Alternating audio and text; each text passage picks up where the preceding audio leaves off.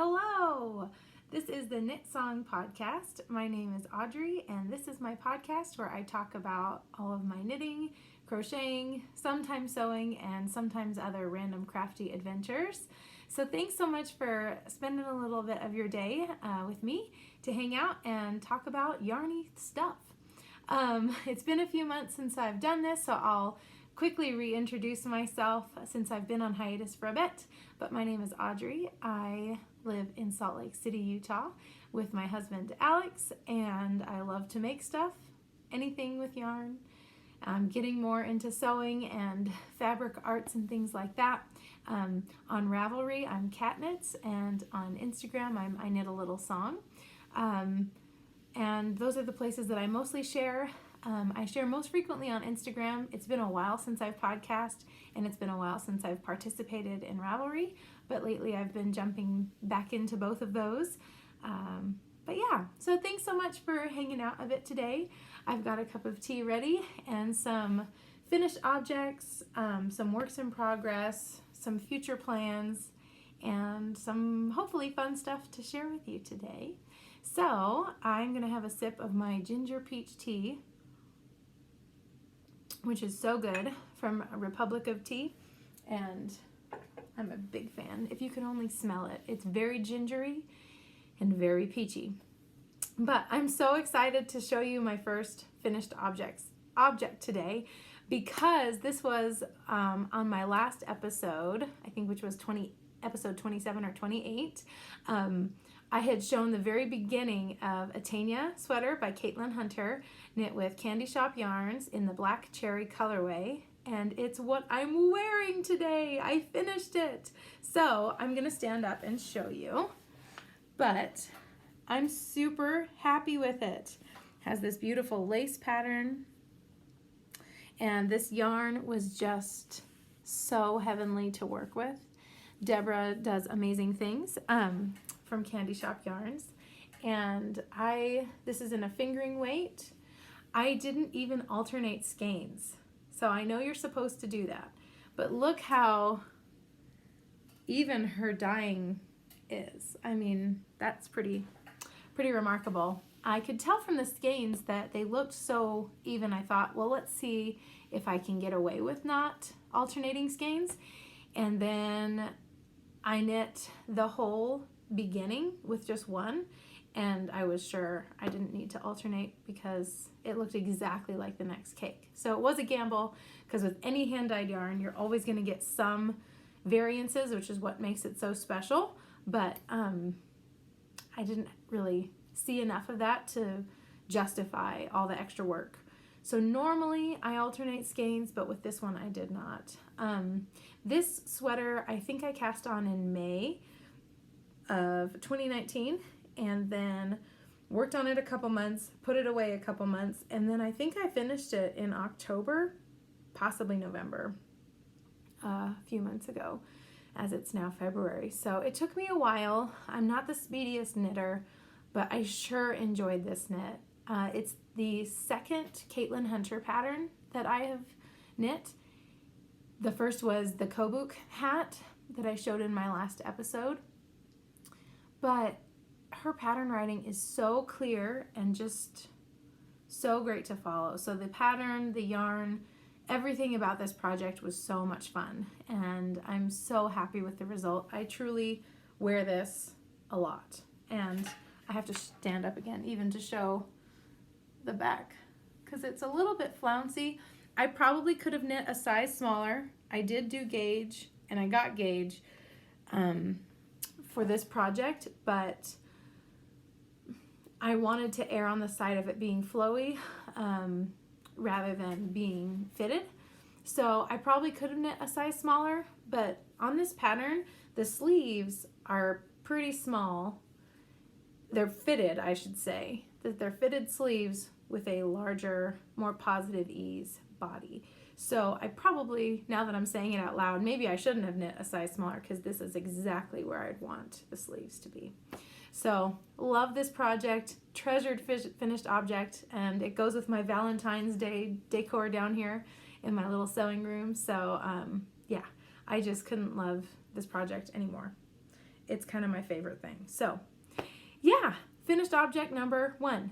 Woohoo! Now, normally if I had just finished a sweater, my next finished object would be very small, like a sock, like one sock. But because it's been so long since I podcast, I have another sweater to show, which is so exciting because I love sweater knitting. Actually, I should also say this next sweater only took me, I want to say, a month, which is the fastest I've ever knit a sweater. A lot of people that have knit this next pattern do it in 2 weeks, but for me, a month is fast. So this was my third Caitlin Hunter design, and I couldn't resist, and I needed to hop on the Soldotna bandwagon. And so look what I have. I love this so much. I will stand up and show it to you. So I used the recommended 4 colors. There's 4 colors. I've seen some versions that have less, where they'll double up. Actually, I don't know how they do that, but anyway, I used DK Knit Picks Swish in the, oh boy, charcoal, dove gray, and then black. And then I bought like a coral tone colored for this chevron like branch design. And I did not like the way that it swatched because I did do a color work swatch for this project because I wanted to make sure. I've done color work before, but I hadn't done it in a sweater before. And I really didn't know if my gauge would run loose or run tight. So I did a very thorough gauge swatch for this project, which I'm so glad I did.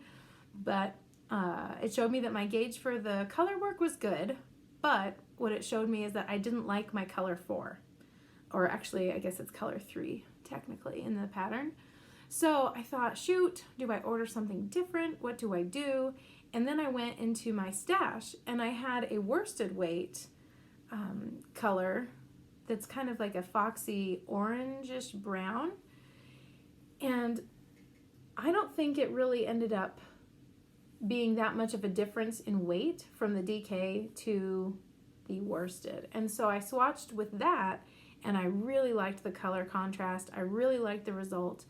It's the same, they're both 100% merino superwash, so the feel is exactly the same, the content is the same, and so I just went for that instead. So that coral color I'll use for something else, but it was nice to actually get to use something from my stash that kind of came in handy. So I'll stand up again and show you. I did this one a little bit larger than I needed to. Again, I could have fit into a size smaller than this one, but I like to have a little bit of space. I was worried that the black and dark gray wouldn't be enough of a contrast, and it totally ended up being just what I wanted. So it came out really well. I am such a fan of this yoke. It's popular for good reason. It's so entertaining to knit it, and it just looks so beautiful when you're done. I also love the double colored polka dots. So I did the dove gray on top and that kind of orangey, woodsy color on bottom. And I really love it. I wore this yesterday. We had finally a huge snowstorm. This has been a really mild winter in Utah since I've been here. This is probably one of the most mild so far, and yesterday was awesome. It was just constant snow, and since I didn't have to go anywhere yesterday, that made it awesome. If I had to be out, it wouldn't have been so awesome. But it was beautiful, and it was freezing cold, and right now I'm looking out at our patio, and it's just covered in a big blanket of snow, which is so fun. So this kept me very warm. I had a long sleeve shirt underneath, and this just added such a layer of coziness on top, and I think I might knit another one. As I've heard many people say with this pattern, it's so much fun. So there is a second sweater, a second finished object. Who am I? I normally don't get 2 sweaters done in a year, but this is a new me for 2020. So, yeah. So like I said, I've really been into sweater knitting lately, and I think I'm either going to knit another Soldotna or try and get one more sweater going before it gets warmer again. I'm really loving having like a finished object that you can kind of feature as your main piece of the wardrobe. I love scarves and I still love shawls, and I love having a shawl to wrap around you as an accessory or just to keep you warm in the house. But there's something about a knit sweater that feels like such an accomplishment that I think I'm going to be definitely revisiting that soon before it gets too warm. Although this was a sweater I knit mostly in the summer, and it's very lightweight, and I love that, so I'll probably be able to wear it through most of the year. So maybe I'll just keep sweater knitting all year and just do lighter, more knit tees, things like this. I don't know. I just really am enjoying the sweaters lately. But I've also grown in my appreciation for, knit socks. So my next piece of knitting is a work in progress. It is not finished. It's a half finished object, but it's a pair of socks that I began for myself last February. So a year ago, I knit this one sock, and now I'm knitting the second one. So this is, it looks pretty. This is my, so I think I dyed this yarn back in 2017, maybe 2018. But I dyed it to look like conversation hearts. The kind of little candies with the writing that are just so fun. So I dyed this. I don't think I ever sold this. I used to have an Etsy shop. I have, for the past year, closed it. In the future, I'm going to revisit maybe dyeing and selling again. But right now, I don't sell anything that I dye right now. So, so this isn't a colorway that you could find. At least you couldn't find my version of this.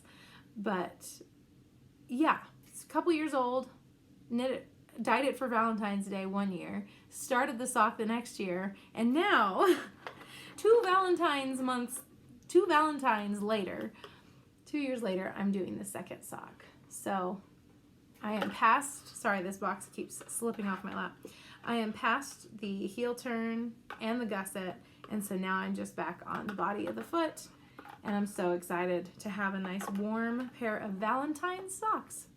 I'm keeping this project in my new favorite little boxes. I bought 5 of these. These were at Hobby Lobby, and they were $1 each, and I could not resist. So for $5, I got 5 of these adorable boxes, and they stack pretty well, of course. But these have been my go-to project bags, basically, because they're just so cute. But anyway, I'm sure in a couple weeks I'll get sick of them and want to go back to all my project bags. It is nice to be able to zip it and take it places, and I can't do that with this. So that is a problem. But anyway, work in progress number 1. So I think that brings me to crocheting. So in December, I participated in Christy from Yarn Cafe Creations hosted a Dyer's Advent swap. And so she organized it, and thank you, Christy, so much for doing this. This was one of the highlights of my year, truly. Or highlights of last year, I guess now. But she had 25 or 26 dyers that all dyed 25 mini skeins, sent them to her, and then she shuffled them up and sent them out. And December was so much fun. I've never done a yarn advent calendar before, and I definitely am planning on buying one or participating in one next year, because it really was so special to have a new piece of yarn, a new mini skein to open every day. I even I kind of even planned my morning routine around it, which was so nice, because I would have my normal routine where I had coffee and breakfast and some reading and just some time to think and maybe journal. And at the end of that, I would open my mini skein and take a picture of it by the Christmas tree. And that was just so fun. So with that, I have taken those minis, and they're kind of in 3 places. some of them I have already started to put into a new crochet granny stripe blanket, which I will show you also in a little pink Hobby Lobby box. But here's what I've got so far. I can't name all the dyers. I will, gosh, I don't even know if I should attempt it, but these are gorgeous yarns. I thoroughly enjoyed every skein that was in the swap. It's just gorgeous. Yeah, I don't know if I can name them. They were just so beautiful, and I'm enjoying them so much. So I basically put 10 grams or 2 stripes, which equaled about 10 grams, into this. So I have half of each of these balls left. So I didn't want to use it all in one place because I'm overly precious with them because they're so beautiful. And I was like, I want a little stripe in the blanket, and then I want a little bit left, at least 10 grams to put somewhere else. So I still have my Cozy Memories blanket that I have not worked on for a while, so that takes about 5 grams. So I could put 5 grams in there and then a small stripe somewhere else. I don't know. I'm trying to make them spread into as many projects as possible. But yes, I'm very much loving this. And it's been fun to have a crochet project I miss the motion of crochet. I really like, that's what I started with, and I really love it. And so it's kind of fun to get back to that. But yeah, hopefully I will continue and end up with all 25 in there, and then just keep it going with other minis as they go. But I wanted to show you where I keep the rest of them. So when I was little, my grandparents always got these Danish cookies. I get them at Costco now, but I don't know where they got them pre-Costco. But they were in a similar rounded blue tin, and I just have so many nostalgic memories of going to Grandma and Grandpa's house and opening the blue tin and getting a cookie and all that. So when I saw this, even though I'm trying to have less cookies in my life, I had to buy it for just the tin. So we didn't eat all the cookies. We froze some of them for later and then gave some away. But yeah, I just had my eye on this tin. I was like, that's going to be what I put my dyer's advent swap in. And so I did. So I can show you some of the beautiful things still in here. Like I said, some of the colors that I've already worked through, I still have about 10 grams left, which is so cool because 20 grams goes a long ways. I can show you a few. It would take a long time to show you all of them. This one is seismic yarn. And look, after 2 stripes, I still have a good amount left. This one is, I think, Little Wolf Knits. Gingerbread House. Love this one.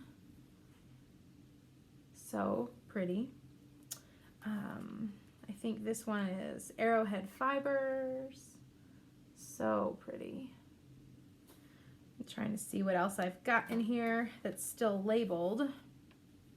Rising Tide Fiber Co. Look at that. So fun. This one is not labeled. I feel bad showing it and not being able to say who it is, but look how beautiful. I think I lost my label to that one.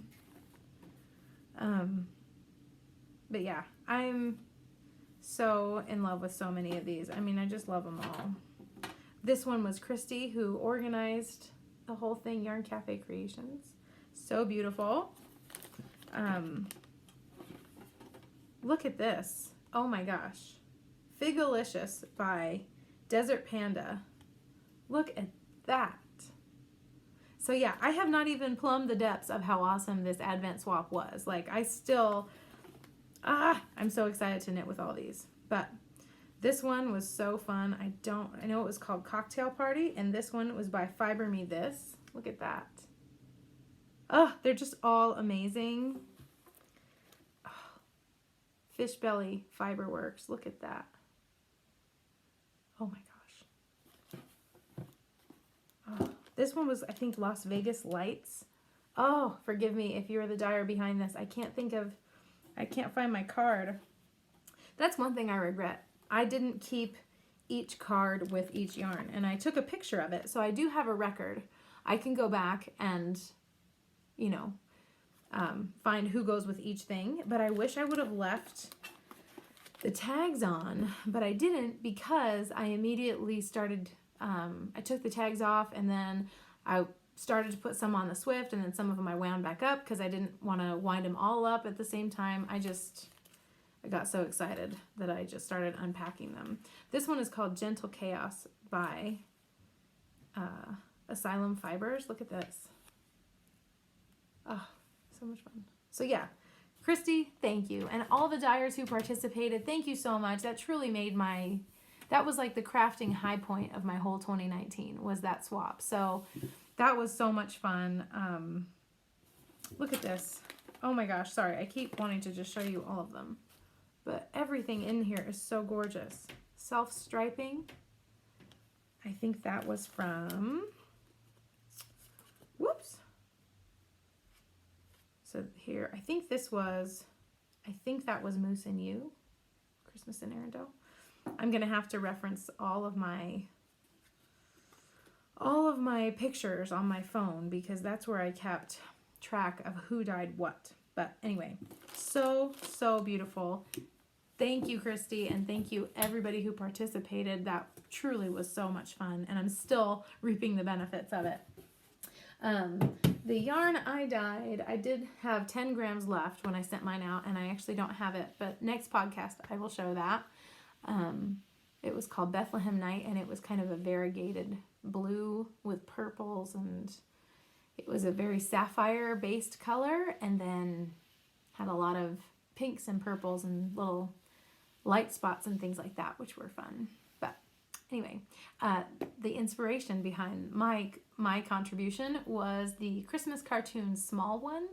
I don't know if you grew up in the 80s and know it as well, but there's it takes place in Bethlehem, and there's a donkey, and it has to do with the nativity, and the ending scene shows the outline of Bethlehem with this beautiful, like, night sky all lit up.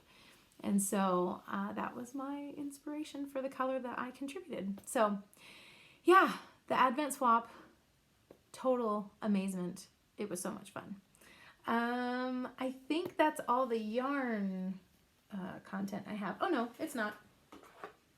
I lied. I have one more thing in my little French blue project bag. This is the colorway Sorry from Hedgehog Fibers. This is my only Hedgehog Fibers skein, and I'm really loving it. I'm knitting Tristan Molina's Changing Staircases pattern, but I haven't gotten very far, so there's not too much to show. But look at that color! And sorry, it's been scrunched up in this bag for a minute, but look at that. It's a really fun pattern. It's, I think, showcasing the yarn really well. I think it's going to be fun to just wear with a black top. I wear a lot of black, so I thought this would be a fun, like, pop of color. And I don't wear a lot of red, but every time I wear red, I get compliments saying, you should wear red, you should wear more red. So I'm going to try and wear more red. But I really do love this yarn. Look at that. So much fun. So this is a baby whip. It has not been worked on very much, but I hope to finish this, I don't know, soon, in the next couple months. I do have some, like I showed, my sock and a couple things that I want to work through, but this is definitely high on the priority list. So I did want to show a little bit of sewing. It's been a while since I've sewn, partially because, pardon me, I have a loud sipper. Partially because my sewing room here is halfway below grade. So it's not like a true basement, but it's not above ground completely. That being said, or because of that, it's cold down here. We have a very narrow townhouse, and all the heat obviously rises to the top, and the this room is so cold. And so from like November to March, it's kind of hard to want to be down here. Today it's a little bit warmer and I have the heat going, but I typically don't do a lot of sewing in the winter.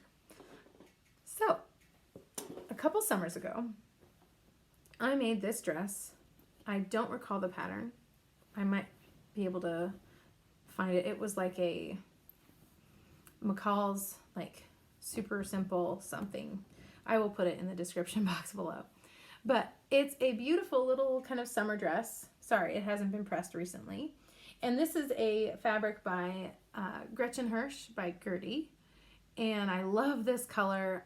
Anything with a dark blue background and pink on it is my thing. I've noticed that I tend to buy anything that has that combination. And it's so funny because I'm just noticing so many of the things that I have are like that. Anyway, I picked the wrong size for this dress. It's an actual dress, but I could fit two of myself in this. I did not choose the correct pattern size. So instead of trying to alter that, I don't know that I would wear a dress that's this weight. It's very light. I think it's a challis or rayon. I don't know. Rayon challis? I don't know. It's a very thin fabric. And I think I would use it more as a blouse. So this is the finished object, but it's going to be a whip because I am going to make it into this vintage blouse. So this is Simplicity 1692. It's a vintage 1940s blouse pattern. And I think I'm going to make view D. And I think I will wear it more, or possibly B. I really like that one too. But I think this would get a lot of wear because I could put a cardigan over it. I could put, in the summer, I could wear it by itself. I just think more than a dress, I think I would use this and actually get to enjoy this fabric more. So stay tuned. Next podcast, maybe I'll be wearing this as a blouse. That would be awesome. I wanted to share something random. One of my favorite podcasts is Meanwhile at the Castle, and Deborah and Emily used to do a segment where they'd show, I think it was like treasures from the past, and they would show like cool things that like their grandparents had or just vintage crafting related items. And so in my nod to them, I found something super cool of my grandma's. This is actually my grandmother's sewing desk. Actually, it's that grandma right there. My other grandma is in a picture over there, but this is the one whose sewing desk this is and who taught me how to sew. And I found this in her things, Shortcuts to Professional Dressmaking. And yesterday, I just felt like getting a cup of tea and reading this, and it was so interesting. It was published in 1960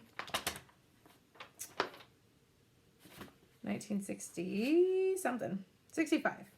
So it's funny because the style of writing has changed so much since then. So it was really fun to read through the introduction and then look at some of the technical drawings. I'll read you the first couple sentences because it's just funny to hear the different tone and the different style of that time. But it says, here again is another new book in which the author goes on to debunk the academic eggheads of fashion and expose some of the idiotic educational theories advanced by some of these so-called authorities whose only claim to the world of fashion is the fact that they spent 4 years at college majoring in sewing, where theory was the order of the day and the method was considered an old-fashioned idea used by her grandmother. That is one sentence. That whole first half of the paragraph. One sentence. It doesn't seem to be the way that people write anymore. I've read more modern sewing books and they're definitely not that style. So anyway, this was really fun. It's special just to use the things that she used. I don't know how much she used or read this book, but it's definitely fun to have something that's, 60 years old or so. And it shows, some cool shortcuts, as the book promises, for just different types of technical needs that you have in dressmaking. So yeah, I thought I'd show that because I spent a good couple hours just reading through it and it was quite a kick to read something, a little blast from the past. So yeah. I think I'm probably going to wrap up. Last episode I talked about how bullet journaling has been so helpful for me. It's really changed my life in the fact that A, it's made me more aware of myself, and B, it's helped me to really take steps towards goals rather than just kind of fall asleep to them and think that they're just going to happen someday. Which I don't think that I do that, but then it's easy to see, no, I totally do that. So journaling has really helped me to see both of those things. And so I mentioned last time that a couple of the people I follow, Amanda Rachley has been the most, the one I've used the most. I've followed pretty much her monthly tutorials. She's amazing. Also, I have, oh gosh, there's a couple other ones that I can put in the description box below that I think have really fun styles to follow, and they also give you tutorials for how they do it. Some people do a really minimalist one without a lot of art and doodles. I love the art and doodles. That to me makes it worth all the work of the journaling, and it makes it a more creative and fun process in total. So I will show you a little bit of what I've started this year. So here's my 2020, which sounds crazy. I can't believe that's here. But I did the Amanda Rachley setup, so I can show you this page for sure. A fresh start is not a new place, it's a new mindset, which is so true. And then the grid spacing guide so that you can go back, and she shows you how she does it, and it's so helpful. Like if you want to divide 4 days, how many boxes do I count down? You don't have to count it every time. That way you just flip back to your reference. Her first, oh my gosh, then you do like a year log so you can put all your future things, goal planning, creative ideas. I'm going to copy her and do the 2020 in pictures. Then she makes space for 12 little pictures, like picking one a month. For me, I like to choose Bible verses that are kind of the theme for my year, and so I'm going to put those here.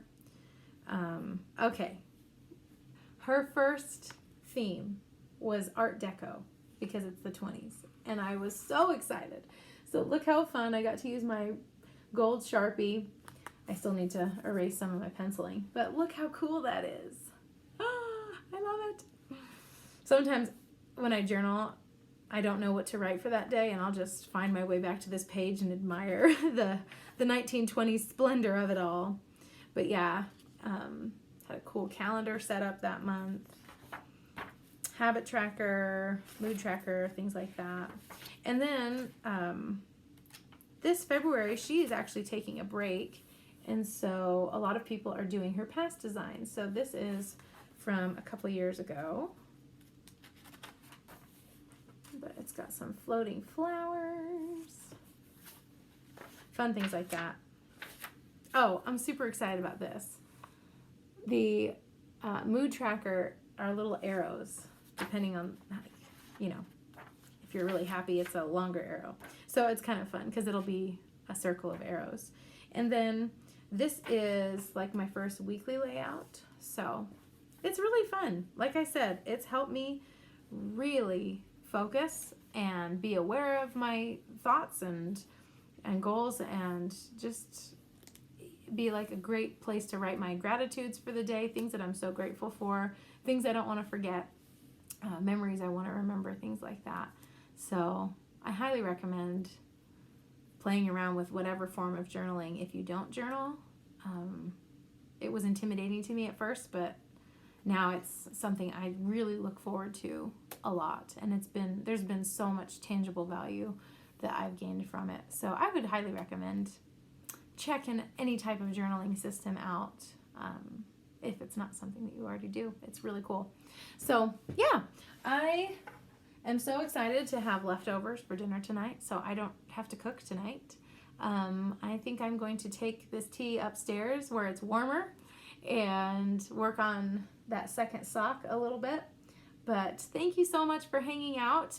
If you enjoyed the video, please like it, and feel free to comment on any questions that you have. If I forgot to mention a designer or anything, or yeah, even if you just wanted to say hello. Well, thanks so much for watching, and have a fabulous week.